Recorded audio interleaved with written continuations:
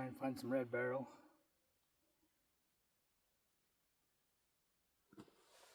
This is a really highly altered area. You can tell this is the Beryl's home, but you just gotta start digging. Not much to it. You're trying to follow a pattern here and hope for the best.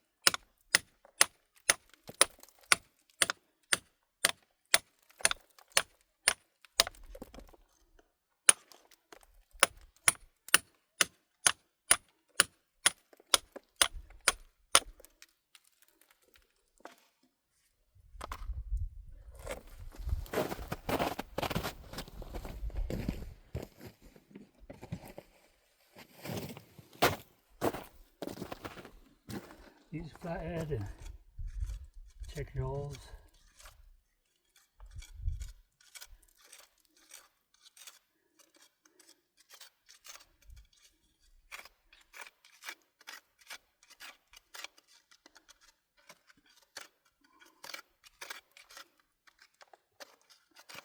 We'll probably just end up sifting this anyway.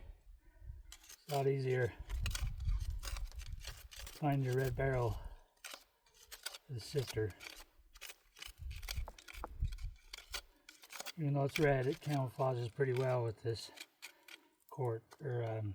rhyolite.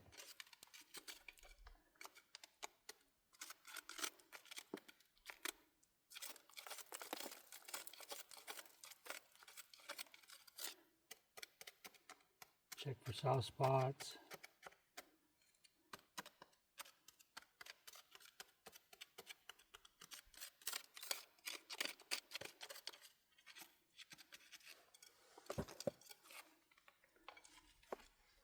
This one seems like it keeps going.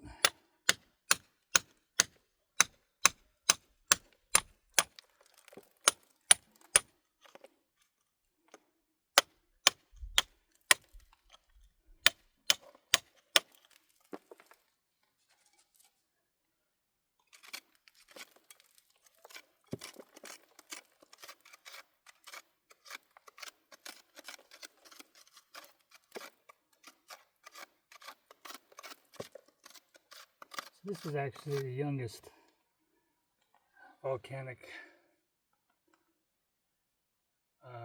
lava flow. Older stuff is a little lower and out there along this fault line.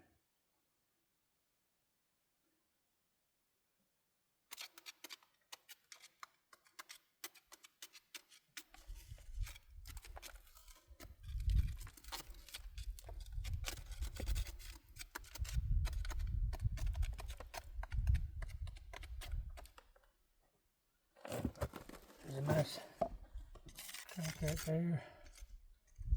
That's where the gases would have tried to escape when they were getting sealed off.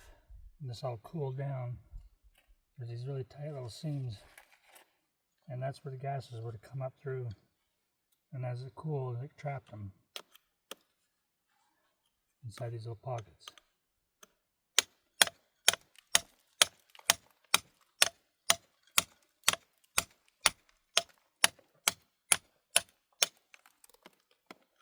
And along these seams, it's a lot easier to dig.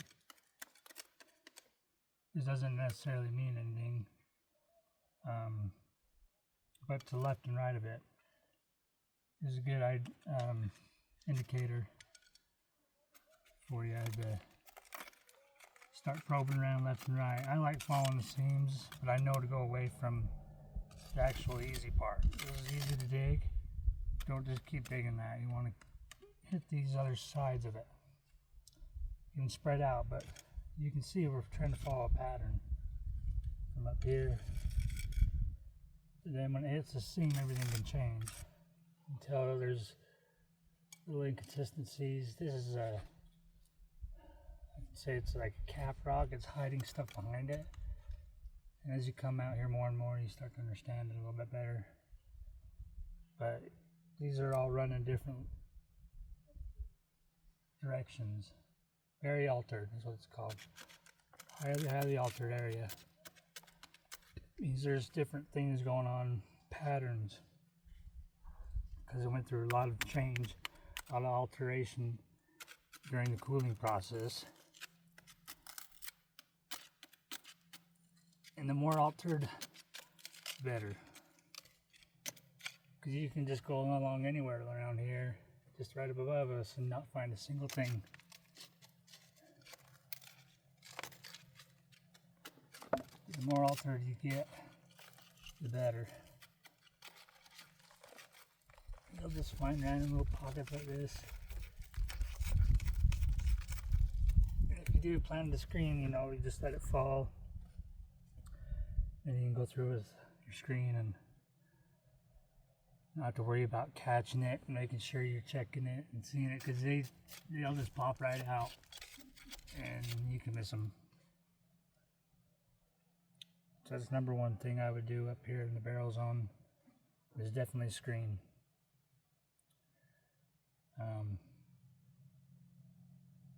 Pick them up on Amazon. I can't remember what mesh size I've got, but they're a very, very valuable tool in the Beryl zone. Topaz, not so much. You'll find a lot of topaz up here, but it's not a quality topaz. It's etched. It's etched because it underwent a lot more heat, and the heat actually etched it. It's kind of a, it's just not crystal like you know, diamond or whatever. It's hard to explain, but it's kind of like scratched glass. And it's great, it's topaz, but it's not the topaz you want, in my opinion. Some people take anything they can get. Me, I can let this stuff go. The other topaz just below us, so I won't let it go. Unless it's just a crappy piece, then I'll just discard it over my shoulder. But then again, you know, there's people that will keep that stuff because it's topaz. But I've found plenty of it, enough to know what's good and not good. So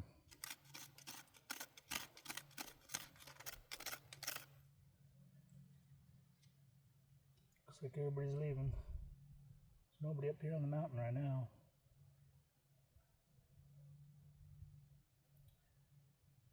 Tomorrow we'll go over the White Canyon, where better topaz or red Beryl is, a lot bigger. I didn't realize there's still this much snow over here up on this side. I was just down there, Topaz, earlier, and I didn't even think to look up here, but yeah, it's still a lot of snow. It's covering up the spots where I shoveled the screen. So, and I was over there earlier today.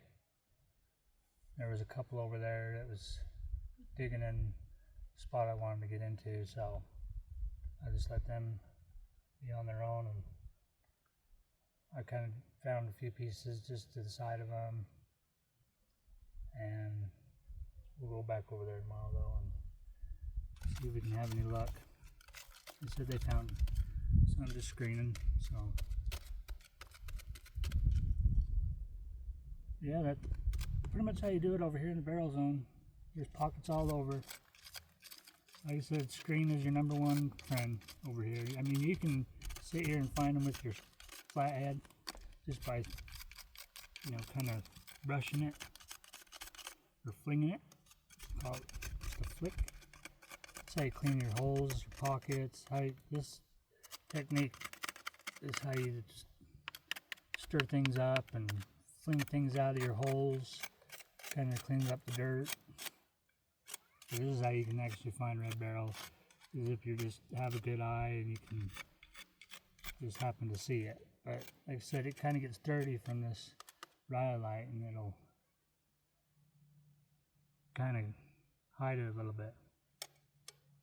So, well, that'll do it. I guess we'll just keep going at it and see if we can't come up with something.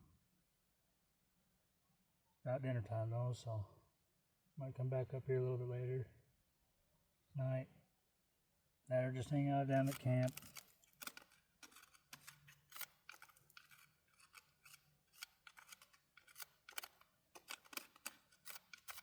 It's gonna be a very rewarding hobby. Very fun. But it ain't easy. It's a lot of work.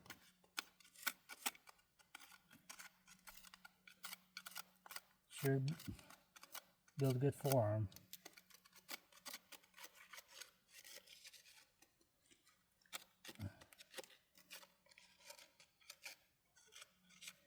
But I see a lot of people who come out here and they just get discouraged, but a lot of them, they just don't know what they're doing, what they're looking for. They come unprepared, on tools. And I think probably number one, oh, there's a piece of red barrel right there. Here we go. First little piece out of that hole, just by poking around. Wasn't even the hole I was looking in.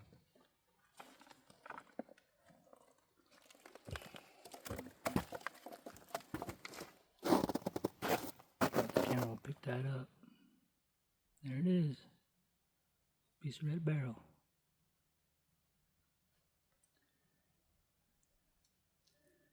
Our people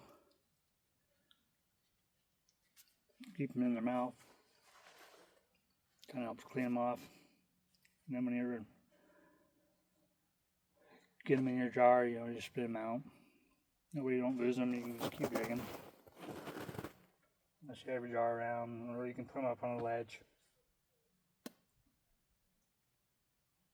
Nothing wrong with putting them in your mouth though. Alright, well, we'll keep digging. Thanks for watching.